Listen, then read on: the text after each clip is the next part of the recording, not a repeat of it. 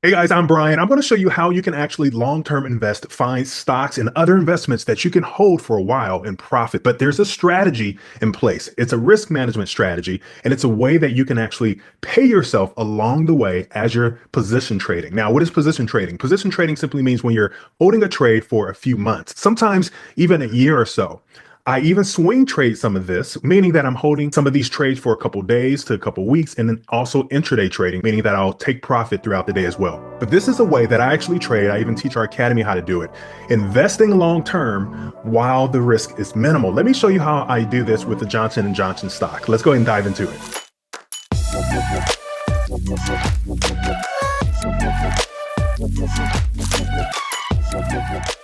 All right, so I wrote some steps that you can follow while you're doing this. So the very first thing you want to do is find a company that has strong growth potential. Okay, this can often be an IPO company, a company that just went public, then they're offering their shares for a discount. You can wait to see if it's going to drop a bit, but a company that has strong growth potential. Or you can find a company that's like a Fortune 100, Fortune 500 company where the trend continues to go higher. Now, the second thing is you want to identify a trend. And while you're identifying your trend, you want to mark your supply and demand levels. Your supply and demand levels are going to be these peaks, such as this, and these bottoms, such as this. So I'm using Johnson & Johnson, for example. And as I go ahead and scroll to the left, I see my instant demand level. This is the base. This is how you can identify your trend easily. So all I can do is just simply draw this line all the way across and look how it meets right in this area right here. This will be my demand level. I see multiple candles bouncing off of this area here. It dropped down just a bit, but this is still my base. That's what I mean by my base. So to make it easily identifiable, I'm going to grab this text tool and simply type in demand. This is my demand zone right here. The reason why this is important is because you want to know if you're in an uptrend or downtrend overall. Now you can visually see it, but if you have a base, now you can see that this here is the beginning of your trend. So the last thing is you want to identify strong support and resistance levels. This is the key here. I'm going to show you exactly what I do here. So now that I've identified my demand, now I'm going to scroll in here and identify my support and resistance levels, because these support and resistance levels are going to act as me buying shares and then exiting only some of those shares during resistance. So this is exactly what I mean right here. I'm going to draw a trend line indicating that I'm in an uptrend, right? So something like this. I see price rising, and you never want to buy as price rise. You want to buy at a discount. That is going to attract new buyers. Whenever price is at a discount, it's going to continue to rise. So you never buy as it rises. So this is how I identify my support and resistance levels. This here is a key level as support. I can draw this all the way across, do this. And so regardless of how far price goes, because I don't know how far price is going to go, I'm not interested in buying until it comes down to this level here, which matches up right here back in November 2024. This is my level where I want to enter. So if price comes here, I'll be investing. This is where I will put a number of shares in. It can be 20 shares, 30 shares, whatever it is, where you feel comfortable. As long as you're risking no more than 2% of your account, you would enter here. So I'm going to type here and just put enter shares. This is where I'm going to start my investment, my long-term investment. Now, remember, the very first thing I said is to find a company that has strong growth potential. Okay. The reason why is because if you're going to be buying in an uptrend, you want to make sure it's going to continue to grow. Or if you're going to be selling in a downtrend, you want to make sure it's going to continue to drop if the company's doing bad. Johnson & Johnson has been around for a long time. It's the top 500 companies in the United States, I believe, in its growth. And it has hit a demand level, which means that the growth is at a huge discount overall. So I'm looking to get in at the best discount as I find my trend. I'm looking to enter right here because I've spotted the support level right here. If price comes here, I'm entering. Let's just go ahead and give a number here because I want to make this as realistic as possible. Let's just say 30 shares. If price comes here, 9 times out of 10, price will reject because it's attracting buyers from this level, and price will continue to rise. As it rises, you're holding those 30 shares and you want to identify a resistance level. This will be considered a resistance level. The key to this is to be a master of identifying levels. If you do this over and over again, you have a journal to show that you're mastering these levels. You are confident in this. You don't have to guess. And when you're on the high time frame, like the daily time frame, the weekly time frame, sometimes the monthly, it will show you these levels a little bit better. So here's my resistance level, and I'm going to release, sell some shares, and let's just say 10. I'm going to take off 10 because 9 times out of 10, because this was a strong level in the past, it's overbought and price is going to need to drop and do something like this. This is called paying yourself, okay? Because I sold some shares, I paid myself from these 30 shares. I paid myself here by selling 10 shares or exiting 10 shares, and I'm going to be holding the 20 shares. The reason why I'm holding those 20 shares is because maybe price may continue to go higher. If it does, and you're still being profit from those 20 shares below here. But if not, at least you paid yourself some while those 20 shares drop in value a bit. Okay. So you want to identify that. Now it could drop back to here where you initially started. And if so, that's when you will start over and add more. You already paid yourself. You're completely fine. Right. So if it drops, you want to identify how far it will drop. More than likely, it'll drop around here because this will be our resistance level where it bounced off. Remember, here's our resistance level if it bounces off right here. So you're identifying these levels as price continues to move. Now, through all of this here, you want to make sure that you're staying up to date with their earnings report. If you're on TradingView, I like to have my earnings report reflected here at the bottom where you can click it. It shows you the date and when it will be happening. As price moves down, this could be another opportunity to enter more shares. So I'm going to put enter here. Let's go ahead and put enter 5 shares. Now, what you have is this 30 shares you initially entered here. You sold 10 of them up here, which leaves you with 20. As price pulls down to this zone right here, you entered 5 because now it's on discount. It's attracting buyers.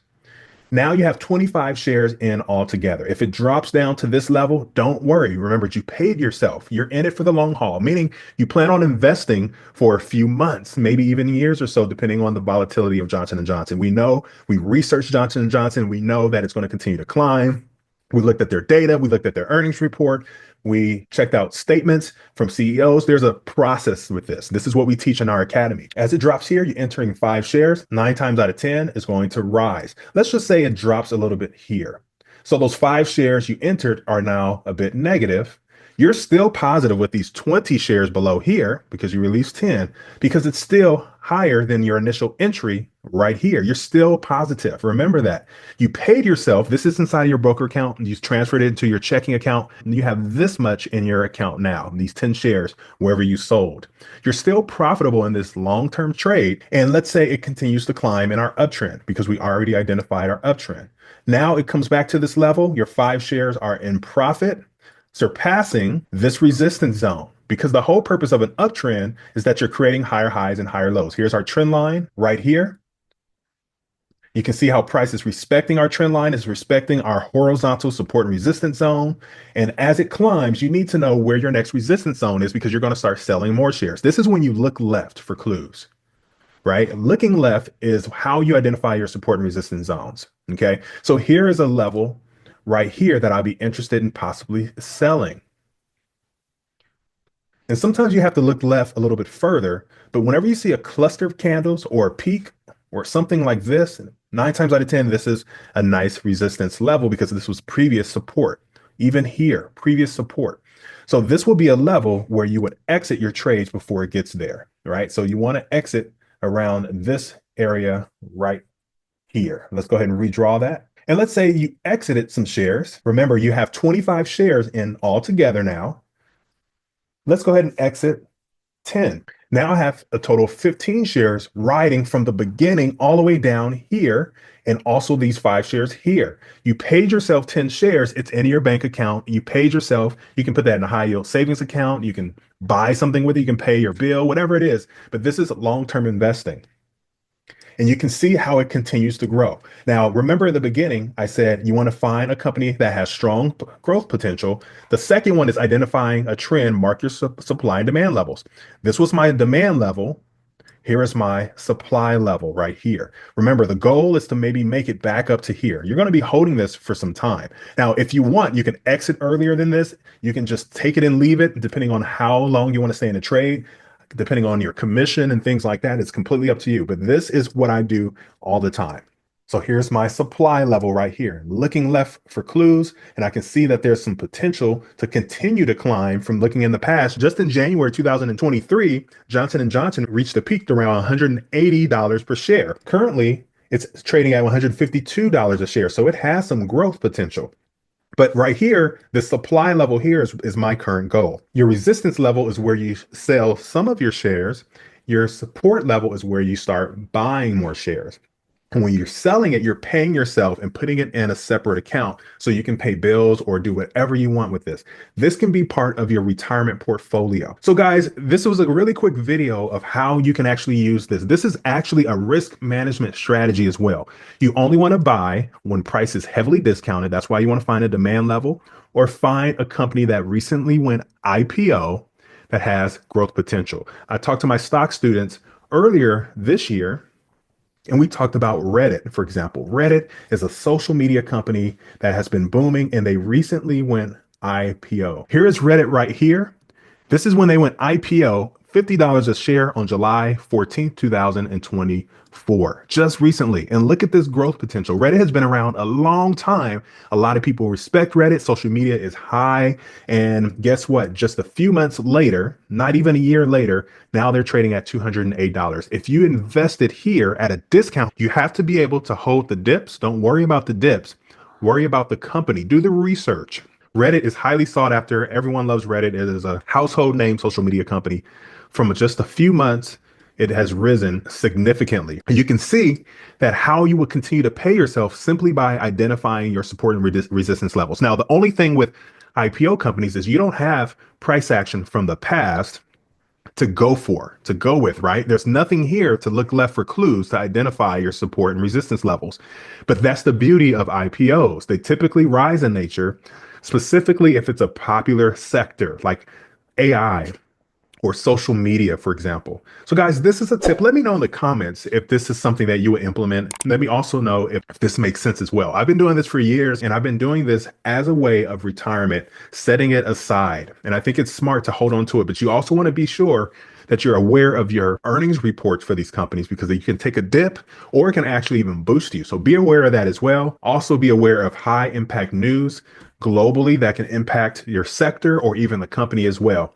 Be sure to like, subscribe if you haven't already, share this with a friend, and let me know your thoughts on this. Also be sure to give this video a thumbs up, and I will see you in the next video. God bless you.